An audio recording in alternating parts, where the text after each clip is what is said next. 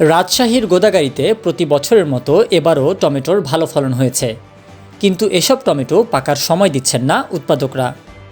কম সময়ে বেশি মুনাফার আশায় বিভিন্ন ধরনের রাসায়নিক ব্যবহার করে কৃত্রিম উপায়ে লাল টুকটুকে করছেন অপরিপক্ক সবুজ টমেটো। এক্ষেত্রে অপরিপক্ক সবুজ টমেটো রোদে শুকিয়ে বিষাক্ত কেমিক্যাল স্প্রে করা হয়। উপজেলার বিভিন্ন মাঠে প্রকাশ্যেই এমন কর্মকাণ্ড চলছে। এসব টমেটো অবাধে বিক্রিও হচ্ছে হাটবাজারে। শুধু তাই নয়, স্থানীয় বাজারের চাহিদা মিটিয়ে দেশের নানা প্রান্তে ছড়িয়ে যাচ্ছে এই বিষ। বিশেষজ্ঞরা বলছেন, ওই টমেটো খেলে কিডনি নষ্টসহ ক্যান্সারের মতো কঠিন রোগ হতে পারে। গোদাগাড়ী উপজেলা কৃষি অফিস সূত্রে জানা গেছে, সারা দেশে উৎপাদিত শীতকালীন টমেটোর 3 ভাগের 2 ভাগই হয় গোদাগাড়িতে। সম্প্রতি সরজমিন গোদাগাড়িতে দেখা গেছে, সবখানে পুরো দমে শুরু হয়েছে টমেটোর কারবার। দেখে মনে হতে পারে কোনো বৈজ্ঞানিক পরীক্ষা চলছে। মোটা পলিথিন পেপারে ছড়িয়ে দেওয়া হচ্ছে অপরিণত কাঁচা টমেটো।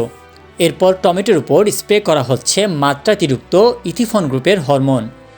এতেই সবুজ টমেটো হয়ে উঠছে লাল টুকটুকে। পরে সেগুলো প্যাকেটজাত করে ট্রাকে পাঠানো হচ্ছে ঢাকাসহ দেশের বিভিন্ন জায়গায়।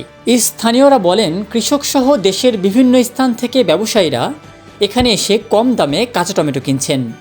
এরপর তারা খোলা জায়গায় টমেটো রোদে রেখে মাত্রাতিরিক্ত ইথিফন গ্রুপের হরমোন স্প্রে করছেন।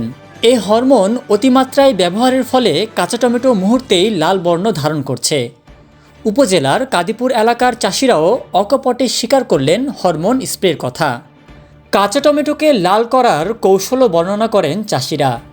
জানান, মোটা পলিথিনের ওপর সবুজ টমেটো মেলে দিয়ে স্প্রে করে রোদে শুকানো হয়।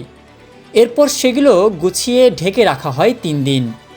পরে সেগুলো আবারও রোদে দিয়ে স্প্রে করে শুকানো হয়। 1 সপ্তাহ ধরে চলে এমন কর্মকাণ্ড। এতেই অপরিপক্ক টমেটো পেকে লাল বর্ণ ধারণ করে।